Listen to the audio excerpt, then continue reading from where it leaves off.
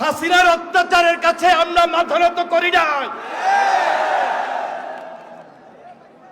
হাসিনা বিগত দিনে এমন এমন অন্যায় করেছে, এমন এমন অপরাধ করেছে, এই বাংলাদেশের মাটিতে তার বিচার আমরা দৃশ্যমান দেখতে চাই। এটা কি শুধু নোয়াখালীবাসীর দাবি? এটা আজকে সারা বাংলাদেশের মানুষের দাবি। আমরা লক্ষ্য করছি 5 তারিখের পরে অনেকেই হাসিনাকে ক্ষমা করতে দিতে চান।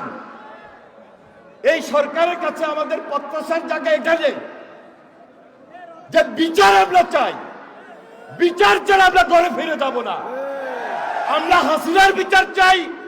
হাসিনার সঙ্গে যারা এই গুমখুরের সঙ্গে জড়িত ছিল, অত্যাচার, নির্যাতন, লুটপাটে জড়িত ছিল, তাদের বিচার চাই। এখানে আমাদের প্রত্যাশার জায়গা। এই সরকার ক্ষমতায় আছে,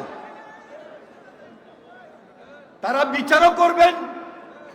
আর যে অসহায় পরিবার, গুমখুন পরিবারগুলোকে সাহায্য সহযোগিতা করবেন, সেটাও আমাদের দাবি। এখন পর্যন্ত আমাদের মামলাও প্রত্যাহার হয় নাই।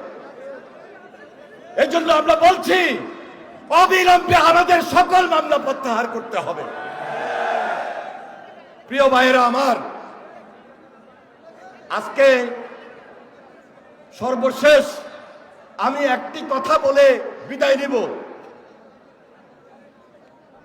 এই যে হাসিনা, এই যে তার সাঙ্গপাঙ্গ,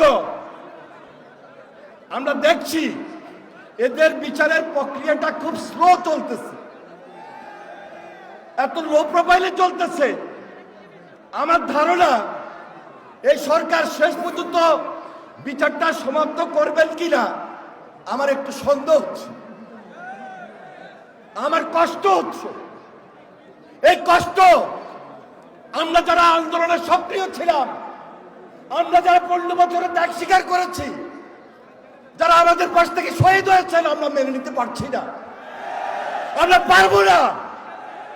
তবে আপনাদেরকে অভয় দিতে চাই, আপনাদেরকে কমিটমেন্ট করতে চাই। ইনশাআল্লাহ এই সরকার খুব সহসায় নির্বাচন দিতে হবে।